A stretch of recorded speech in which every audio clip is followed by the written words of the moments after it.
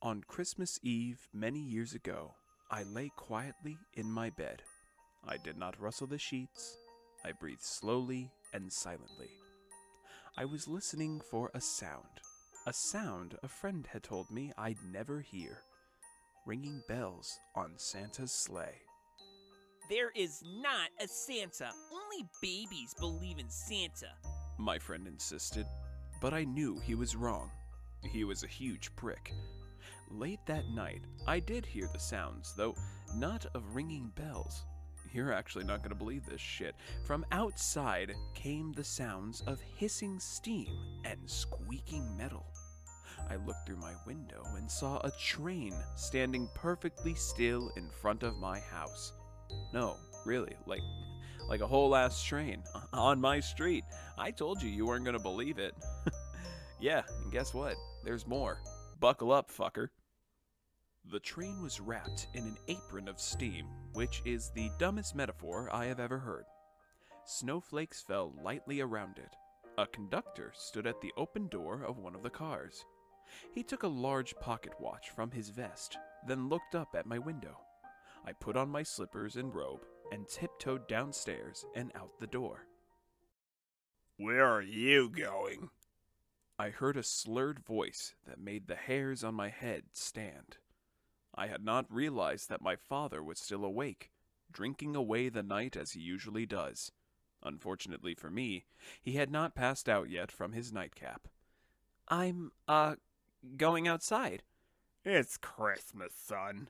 Go back to bed. We've got to go to Grandma's in the morning." More like late afternoon because of you, I said under my breath. Too bad I didn't say it quietly enough. "What did you say, you little shit?"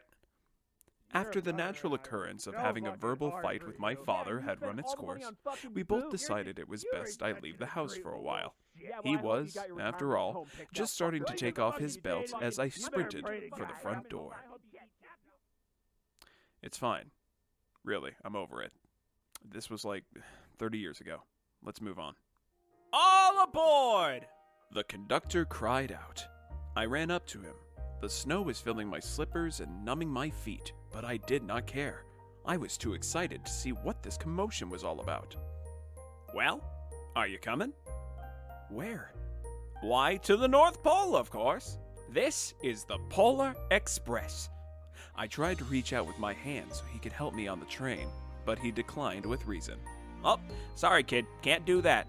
Last time I did, it put me on a list.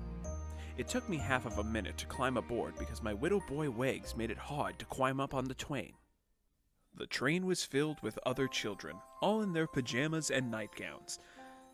Now that I'm saying that out loud, that's a bit weird, isn't it? A bunch of kids in their pajamas on a train claiming the North Pole as its destination? I mean, human trafficking isn't a joke, but holy fuck, the absurdity of this whole situation is baffling. Anyway, we sang Christmas carols and ate candies with nougat centers as white as snow. We drank hot cocoa as thick and rich as melted chocolate bars. Outside, the lights of towns and villages flickered in the distance as the Polar Express raced northward. The entire journey was incredibly long, though. We started a fighting ring and took bets. That was cool as fuck. Soon, there were no more lights to be seen. We traveled through cold, dark forests where lean wolves roamed and white-tailed rabbits hid from our train as it thundered through the quiet wilderness. We climbed mountains so high it seemed as if we could scrape the moon. But the Polar Express never slowed down. Faster and faster we ran along, rolling over peaks and through valleys like a car on a roller coaster. I almost pissed myself. I mean, trains don't have seatbelts or anything, so this shit was nuts. The mountains turned into hills, the hills to snow-covered plains. We crossed a barren desert of ice, the Great Polar Ice Cap. None of you know what I'm talking about, but I digress. Lights appeared in the distance. They looked like the lights of a strange ocean line sailing on a frozen sea. There is the North Pole. No shit, Sherlock. It was a huge city standing alone at the top of the world, filled with factories where every Christmas toy was made. A bunch of us children started to cough and gag due to the amount of industrial smog that was flowing into the train windows. This land, the North Pole, bore the very fruits of late-stage capitalism. I could feel it. At first, we saw no elves. They are gathering at the center of the city, the conductor told us. That is where Santa will give the first gift of Christmas. Who receives the first gift? We all asked eagerly. Don't fucking worry about it, Elves! said one of the children. Okay, said the conductor. If any one of you yells that fucking loud again, you're not getting a ride home. That was literally right in my ear. Outside, we saw hundreds of elves. As our train drew closer to the center of the North Pole, we slowed to a crawl. So crowded were the streets with Santa's helpers. When the Polar Express could go no farther, we stopped and the conductor led us outside. We pressed through the crowd to the edge of a large open circle. In front of us stood Santa's sleigh. The reindeer were excited. They pranced and paced, ringing the silver bells that hung from their harnesses. It was a magical sound, like nothing I'd ever heard. I was a very sheltered child, so I never had the chance to hear a bell before, not even once. Across the circle, the elves moved apart, and Santa appeared. The elves cheered wildly. He marched over to us and pointed to me and said, Let's have this fellow right here. Now, you could probably imagine how anxious I felt with the Santa Claus pointing right at me. No heads up or anything. It was like if God himself called your name. You'd feel a bit skittish, right? Also, I had zero context as to why he was calling me up. I legitimately had forgotten he was going to pick one of the children. I thought I was going to die, no cap, so I started to scurry away, but the conductor got a hold of me. He pulled me by my collar as my feet dragged in his direction. But Mr. Conductor, what about the list you mentioned? Shut up, he retorted. He was completely over this whole situation. Santa jumped into his sleigh. His ass was fat. Not the damn he cheeked up kind of fat, but the maybe a gym membership might be a good Christmas gift kind of fat. The conductor handed me up. I sat on Santa's knee, and he said, Jesus, you're a heavy kid. What? Nothing. Now, what would you like for Christmas? I knew that I could have any gift I could imagine. But the thing I wanted most for Christmas was not inside Santa's giant bag. The thing I wanted was something so hard to find and so hard to get. Something that everyone wanted and would enjoy, old and young. It was definitely a bold ask, but I was sitting on the lap of Santa Claus, the man who grants the wishes of any good boy and girl. I sat myself up straight, and with determination, I said, "A PlayStation 5. When I asked, Santa grimaced. He looked as though he just threw up in his mouth and then swallowed it. He leaned closer to me so that he could whisper quietly. A PS5? Are you serious, kid? It's what I truly want, Santa. Okay, yeah, but everyone wants a PS5. Do you know how hard they are to get right now? But it's my one Christmas wish. Look, I get it. I understand. I may be magic, but holy shit, I don't know if I can do that. You can hardly find the console alone anymore. You have to buy the console bundled with a game. Okay, so buy me the bundle then. I'm not buying you the fucking bundle. Now, there's plenty of other toys I can get you for the first gift of Christmas. Now, pick one. I'm actually just so mad you can't get me the PS5. You're Santa Claus, for fuck's sake.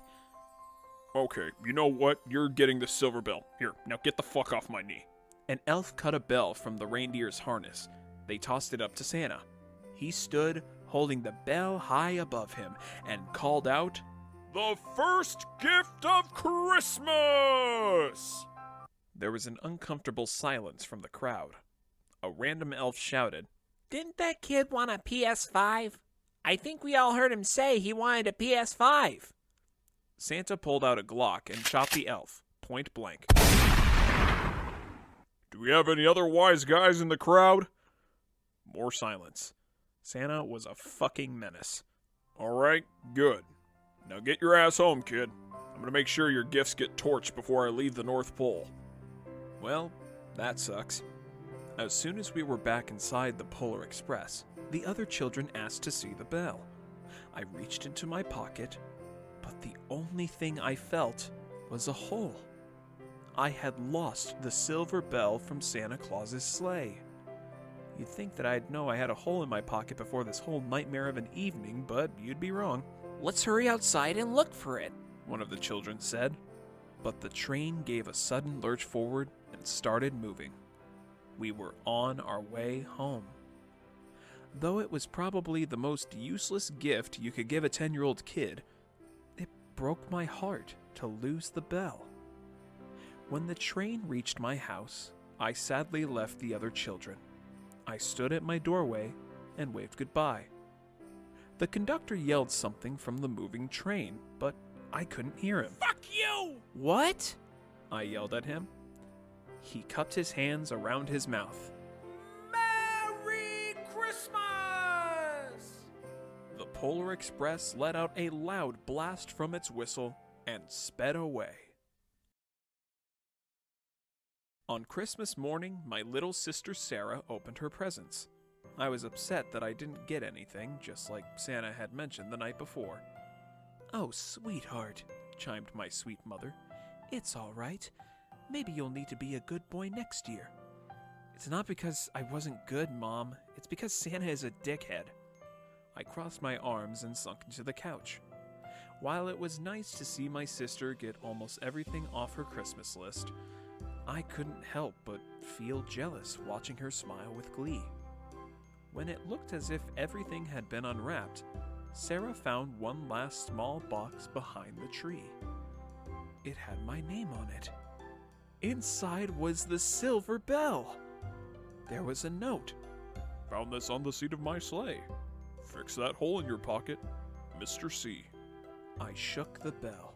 It made the most beautiful sound my sister and I had ever heard.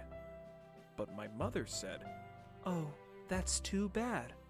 Yeah, I guess it doesn't work, slurred my father. When I'd shaken the bell, my parents had not heard a sound.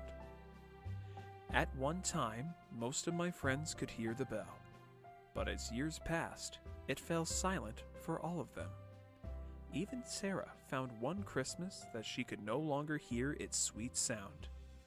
Though I've grown old, the bell still rings for me as it does for all who truly believe. And I still never got that goddamn PS5.